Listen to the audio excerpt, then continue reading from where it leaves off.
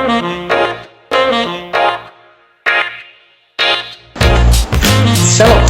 salam hikmat, tetap jadi berkat. Jangan lupa like, komen, dan subscribe agar channel ini berkembang. Stay tune.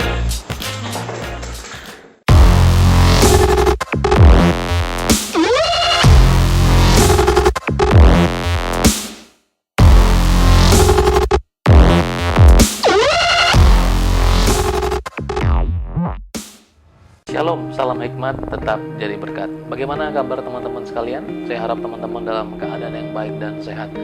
Oke, dalam kesempatan ini kita akan melihat sebuah video yang dimana dalam pengajarannya atau dalam ungkapannya ada yang salah. Karena ini terkait dengan Alkitab dan kekristenan, maka saya punya tanggung jawab untuk memperbaiki jika ada yang salah.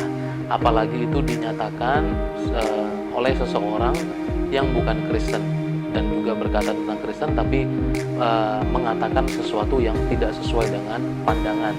Ingat, video ini bukan saya yang memulai, tapi saya hanya merespon karena terkait dengan pandangan Alkitab. Kita saksikan video. Dosa waris, Gus. Penjelasannya gimana, Gus? Dosa waris ya. Oh, dosa waris. Iya. Sebetulnya kan begini. Kalau kita lihat dari pandangan Islam, itu sudah selesai. Karena dosa waris itu berputar pada kisah penyaliban Yesus. Teman-teman, pertama, ini sesuai dengan pandangan Kristen, tentu ini salah. Dosa waris tidak berputar di wilayah penyaliban tentang Tuhan Yesus. Itu adalah sebuah pandangan yang salah dan bukan pandangan kekristenan. Kalau Anda mau memandang ini dari sisi agama lain atau agama Islam dalam hal ini, ya silahkan. Tapi Kristen sendiri tidak memandang seperti itu. Yesus atau kisah penyaliban tentang Tuhan Yesus, kita tidak berputar di situ tentang dosa waris.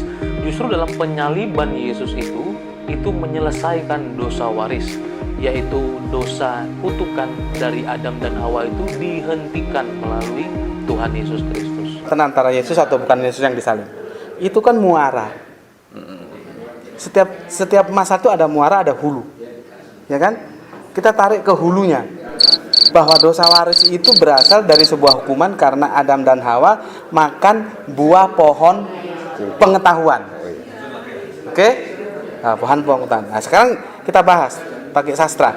Oke, kalau teman-teman saksikan video ini, ingat ya, ada problem yang terjadi. Tiba-tiba Gus langsung katakan, ayo kita jawab pakai sastra. Menurut saya ini agak sedikit aneh.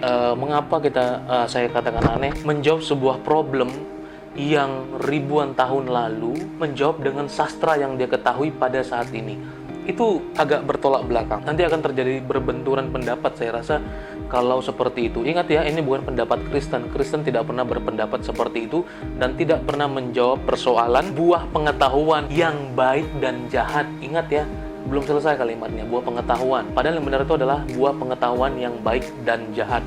Dan dia berusaha mau jawab pakai sastra. Coba kira-kira apa yang mau dia pendapatnya apa? Pohon pengetahuan itu bahasa perumpamaan atau bahasa hakiki, majas atau faktual. Jadi pohon pengetahuan itu benar-benar pohon atau hanya Allah ingin mengajarkan lewat sebuah perumpamaan kepada Adam. Gimana menurut sampean? Jadi menurut pemahaman yang umum sekarang ini itu kan secara fisik gitu. Nah, secara fisik. Iya. Nah, padahal itu bukan. Karena apa? Itu Allah menggunakan bahasa metafora, bahasa perumpamaan sastra kan? Gaya bahasa. Gaya bahasa. Pohon pengetahuan. Misalkan bagaimana cara membuktikan bahwa itu bukan pohon yang sungguh-sungguh pohon? Karena sampai kita kapanpun tidak akan pernah menemukan yang namanya pohon pengetahuan.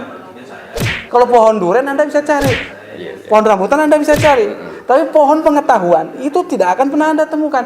Karena itu bahasa perumpamaan. Artinya, kalau bahasa itu bahasa perumpamaan, buahnya buah perumpamaan atau bukan? Berarti buah perumpamaan. Perumpamaan. Berarti kalau makan buah itu bisa menimbulkan dosa, dosanya dosa perumpamaan atau bukan? Dosa perumpamaan. Berarti ada nggak dosa waris? Berarti nggak ada. Ada nggak dosa waris? Nggak ada. Ada nggak dosa waris? Nggak ada. Anda cerdas. Oke. Ketemu lagi ya. Oke, ini yang lebih membuat saya bingung, teman-teman. Dia mengambil sebuah kesimpulan bahwa itu adalah bahasa metafora, perumpamaan. Jadi Allah, kata dia, ingatnya dia pakai Allah, berarti ini memandang dari sudut pandang Kristen. Padahal itu salah ya. Kristen sendiri tidak pernah memandang seperti itu. Nah, jadi dia berkata, Tuhan mengajarkan kepada Adam dalam metafora atau dalam perumpamaan, bahwa pohon pengetahuan itu adalah perumpamaan bagi dia, bukan pohon yang sesungguhnya. Kenapa? Ingat tadi dia bilang kalau pohon durian bisa dicari, kalau pohon rambutan bisa dicari, tapi pohon perumpamaan tidak bisa dicari karena itu adalah bahasa metafora, katanya seperti itu. Kristen tidak pernah memandang seperti itu, orang Yahudi tidak pernah memandang seperti itu, tidak, dan Kristen tidak pernah memandang itu sebagai bahasa metafora. Oke, jadi persoalannya adalah saya bingung kenapa dia langsung mengambil kesimpulan, oh ternyata bukan seperti itu maksud Tuhan. Hebat banget loh, dia tahu apa maksud Tuhan. Kekristenan tidak pernah memandang seperti itu dan dia memandang seperti itu. Saya rasa ini hal yang aneh dan perspektif yang dipaksakan. Saya paparkan satu-satu bahwa pandangan itu salah. Oke. Kemudian dia tidak menyinggung sama sekali siapa penulis dalam kejadian itu, yaitu Musa. Artinya Allah tidak langsung pada saat itu menyatakan pada saat kejadian itu penciptaan manusia, langsung juga ditulis pada saat itu suratnya. Orang Musanya aja belum hidup. Nah, pada saat itu makanya Allah menyatakan dalam mengilhami si Musa ini menuliskan kisah tentang kejadian awal mulanya. Ingat ya, ini tema besarnya kejadian adalah penciptaan dan permulaan. Penciptaan dan permulaan. Oke, ini tema besarnya yang perlu kita ketahui bersama-sama, dan penulis kejadian adalah Musa. Saya tidak tahu apakah Gus tahu yang tulis kejadian adalah Musa. Saya nggak tahu. Seharusnya disinggung mengenai Musa pada saat itu. Oke, tentu pada saat itu ada gaya bahasa, ya. Tentu saya yakini juga pada saat zaman Musa hidup itu ada gaya bahasa, dan dia berbahasa itu juga adalah sebuah gaya. Dan kita tidak tahu apa gaya bahasa dia pada saat itu. Apakah kata perumpamaan itu sendiri sudah ada? Saya rasa tidak. Karena ingat konteksnya ini penciptaan atau permulaan. Tidak ada bermain gaya bahasa di sana. Tidak ada bermain gaya metafora seperti apa yang disampaikan. Itu adalah hal yang keliru. Kristen tidak pernah memandang seperti itu. Kemudian teman-teman, kenapa dia langsung bisa mengambil kesimpulan ini adalah sebuah perumpamaan? Pertanyaan saya yang sederhana dan simpel. Apakah Anda ada pada saat itu sehingga Anda bisa mengambil kesimpulan, oh ini perumpamaan? Oke, tentu jawabannya pasti tidak. Anda tidak hadir dan tidak ada di situ. Nah, kemudian yang kedua, gaya bahasa kita Indonesia dengan gaya bahasa pada saat itu apakah sama? Karena tadi dikatakan, ayo kita jawab pakai sastra. Tentu sastra yang disampaikan adalah sastra menurut pemahaman Indonesia hari ini, bukan tentang bagaimana awal mulanya zaman Musa pada saat itu. Tentu sangat berbeda sekali. Bagaimana kita mau menjawab persoalan sastra ribuan tahun yang lalu dengan perspektif kita hari ini? Itu saya rasa sangat tidak kuat. Itu dangkal sekali. Dan itu adalah sebuah pernyataan yang saya rasa perspektif yang dipaksakan. Dengan berkata bahwa buah itu tidak didapati sampai dengan hari ini. Kalau kita cari buah pohon pengetahuan tidak didapati sampai dengan hari ini. Itu yang menguatkan dia bahwa dosa waris itu tidak ada, bahwa itu adalah sebuah perumpamaan. Nah, maka teman-teman, ini menurut saya juga adalah ada di Israel. Kita bisa katakan bahwa buah itu tidak ada. Buah itu tumbuhnya di Israel, tapi tidak di Indonesia. Kalau kita katakan buah itu tidak ada di Indonesia, berarti buah itu tidak ada. Ngerti ya logiknya? Bahwa yang tidak ada di Indonesia bukan berarti dia tidak ada di tempat lain. Eksistensinya tidak ada. Bukan berarti seperti itu. Bayangkan, ini konteksnya ribuan tahun yang lalu. Dan yang menjadi penting adalah buah itu, pada saat itu, Alkitab mencatat memang buah pengetahuan yang baik dan jahat. Saya akan nanti paparkan mungkin ya dalam kesempatan yang lain mengenai ungkapan tersebut. Bahwa ada ungkapan bahwa itu adalah buah analogi, buah perumpamaan. Akhirnya dosanya dosa perumpamaan juga. Akhirnya seperti itu jatuhnya. Maka itu menurut saya sangat perspektif yang dipaksakan. Nah, oleh karena itu, sekali lagi, kalau itu sesuatu itu tidak ada di Indonesia, bukan berarti dia tidak ada di tempat lain. Itu ada, bukan berarti di sini kita mengatakan, oh nggak ada. Apa buktinya? Di Indonesia kita nggak dapat kok. Itu kan aneh ya, aneh sekali. Nah, tapi yang paling penting adalah itu konteks tentang kejadian. Saya mau kasih tahu sedikit kejadian 1 sampai kejadian 2, itu tema besarnya adalah penciptaan atau permulaan. Tidak ada perumpamaan, karena untuk menciptakan, ya, kalau untuk menciptakan permulaan atau juga awal, tidak ada perumpamaan di sana. Kenapa saya katakan tidak ada perumpamaan? Karena bumi ini kosong, tidak ada bahan, tidak ada sesuatu yang bisa digambarkan untuk menciptakan langit dan bumi ini.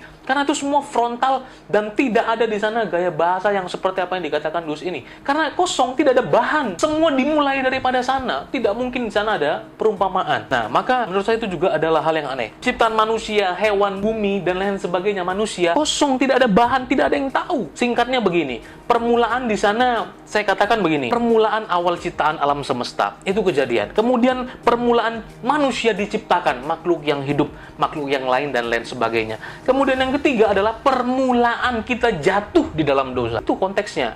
Ingat ya, itu kejadian, itu konteksnya seperti itu.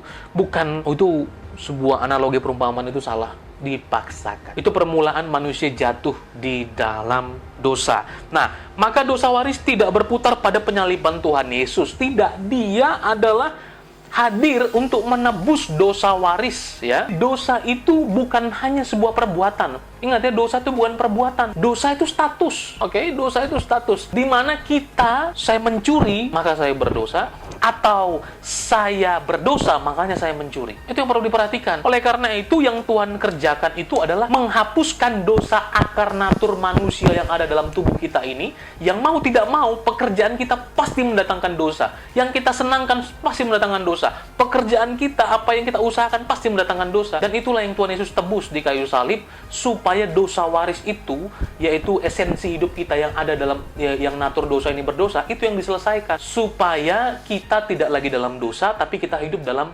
kebenaran. Dan dosa itu tidak menguasai kita. Buah itu tidak dapat ditemui. Saya mau bilang, bukan hanya buah itu yang tidak dapat ditemui, teman-teman. Tapi apa? Taman itu pun tidak ada satupun orang yang bisa menemukannya. Kenapa? Alkitab menutup kisah dalam Taman Eden itu dalam Kejadian 3 ayat 24. Ia menghalau manusia itu, dan di sebelah timur Taman Eden ditempatkan nyala beberapa kerub dengan pedang yang bernyala-nyala dan menyambar untuk menjaga jalan ke pohon salib, sehingga dosa waris itu berhenti, ya, karena dia tidak berasal dari keturunan Adam.